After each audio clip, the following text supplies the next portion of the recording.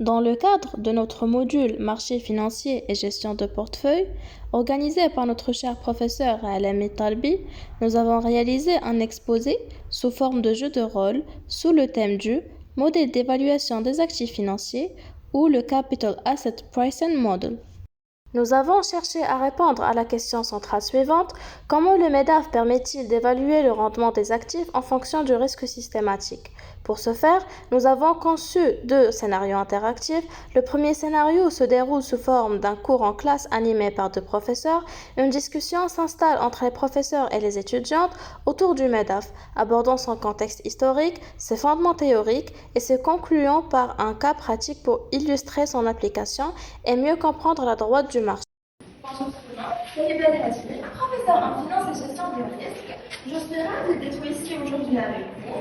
J'ai hâte de partager avec vous mes connaissances et donc je vous encourage à poser des questions tout au long de notre discussion. Pour commencer, qui peut nous donner une petite définition du MEDAF? Oui, Claire? Le MEDAF est un modèle qui permet d'évaluer le rendement d'un actif financier en tenant compte du risque associé. Exactement. Donc le MEDAF a pour objectif de choisir ou bien de rechercher le portefeuille qui maximise le rendement tout en minimisant le risque. Et ce portefeuille doit combiner à la fois entre les actifs risqués et les actifs sans risque. Donc ce modèle a été développé dans les années 1960 par des économistes de charge. Ce modèle repose sur différentes hypothèses. Est-ce que vous avez déjà une idée sur ceci? Les investisseurs sont rationnels et cherchent à maximiser leur utilité. Ils veulent toujours obtenir le meilleur rendement pour leur investissement. Vous y arrivez? Voilà. Exactement. Et également, le modèle du MEDAF suppose que le marché est sans friction. Les investisseurs contrôlent le risque par le fait de la diversification. Mouhaïla, peux-tu s'il te plaît nous rappeler de la formule du MEDAF? D'accord. La formule du MEDAF est la suivante. Le taux sans risque plus V fois prime de risque avec prime de risque et la différence entre espérance de rentabilité de marché et rendement du titre sans risque. Les investisseurs cherchant à minimiser le risque. Exactement. L'équation du MEDAF montre que la rentabilité espérée par un investissement est une fonction linéaire du bêta de ce développé. La droite représentative de cette relation est appelée la droite du marché. Donc, en appliquant la formule du MEDAF, si le bêta est égal à 0, donc le rendement du portefeuille sera égal au RF. Et si le bêta est égal à 1, donc le rendement du portefeuille sera égal à la rentabilité du marché. Et par la suite, on va obtenir la représentation de la fixe suivante. Donc les investissements acceptables sont situés soit sur la droite du marché, soit au-dessous de la droite. Et dans le cas contraire, les actifs en dessous sont rejetés. Oui, exactement. Pour mieux comprendre, je vais illustrer un exemple qui est simple. Par exemple, imaginons qu'une entreprise a un projet d'investissement qui s'inscrit dans son domaine d'activité et qui s'est cofinancé. Son bêta serait égal à 1,54 et son espérance de rentabilité serait de 11%. Par exemple, si la rentabilité du marché est de 7,5%, le rendement de l'actif sans risque est de 4%. Le rendement du portefeuille sera 9%. Le deuxième scénario se déroule lors d'une réunion au sein de l'entreprise InvestPlus afin de comprendre l'importance du MEDAF en finance. Nous faisons partie de l'équipe d'investissement de l'entreprise chargée de déterminer la composition de son portefeuille d'actifs pour l'année à venir. Nous sommes dans la salle de réunion chez InvestPlus. L'entreprise en pleine réflexion sur la composition de son portefeuille d'actifs, et évidemment pour l'année à venir. Dans ce scénario, l'équipe d'investissement se réunit pour évaluer différentes options s'appuyant sur le modèle d'évaluation des actifs financiers, ou CAPM, Capital Asset Pricing Model. Chaque membre de l'équipe apportera son expertise pour proposer une allocation optimale. Bonjour madame, merci pour votre présence aujourd'hui. Avec l'entreprise d'investissement de 100 millions de gérants, je compte sur vous pour une allocation diversité et optimisée. Pour guider le choix, s'appuyer sur le modèle d'évaluation d'actifs financiers, Capital Asset Pricing Model, qui va nous aider à réaliser les différentes options d'investissement. Merci, chère directrice. Donc, je vous présente notre proposition de portefeuille diversifié sur la prochaine période de l'année. Comme référence de marché, nous avons utilisé l'indice MASI avec un rendement de 1,06% et un négatif de 3,49%. Je me suis basée sur les cours de la période allant de janvier 2023 au décembre 2023.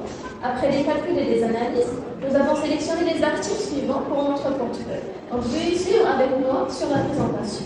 Premièrement, en Algérie auparavant, un des principaux opérateurs du secteur bancaire, dont le rendement est de 1,45% et le risque est de 3,8%.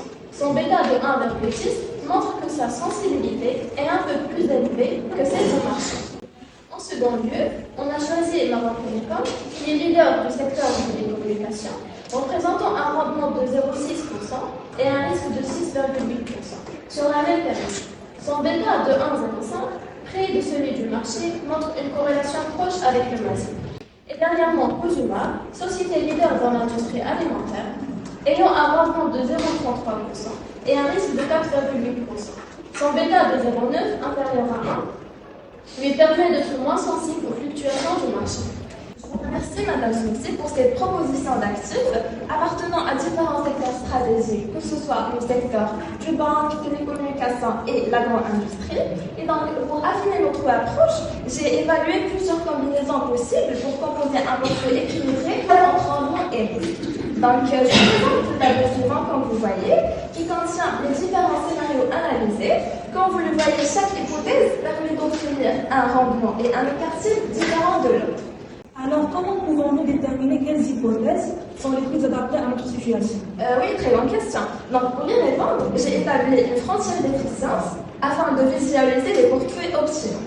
Donc, sur le graphique, l'axe horizontal représente les écarts-types de portefeuille, c'est-à-dire le sur le risque, et l'axe vertical, les rendements du portefeuille.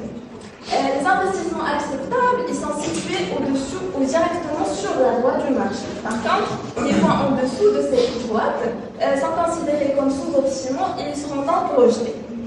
Dans notre cas, les trois premières hypothèses se situent en dessous de la frontière d'efficience et donc représentent des choix optimaux. Oui, ces hypothèses fournissent un bon équilibre entre rendement et risque, nous permettant de faire des choix éclairés pour notre portefeuille. Oui. Merci Madame Riva. La complémentarité entre la finance d'entreprise et la finance de marché offre effectivement des leviers intéressants pour améliorer la gestion des risques. Dans cette optique, j'ai analysé les tendances économiques actuelles au Maroc en tenant compte des prévisions macroéconomiques, car les conditions du marché influencent directement les décisions financières des entreprises. Le Maroc connaît actuellement une croissance modérée, soutenue par des secteurs comme l'agriculture, les exportations et le tourisme. Bien que ceci reste vulnérable aux conditions climatiques et aux fluctuations mondiales. Dans ce contexte, il serait judicieux de privilégier des entreprises présentant une résilience face aux variations économiques, telles que Maroc Télécom et Kuzuma, qui bénéficient d'une demande intérieure plus stable. Pour rendre la présentation plus interactive, nous avons conçu un jeu de simulation permettant d'impliquer activement le public. Un jeu interactif pour découvrir les hypothèses sur l'instant du monde.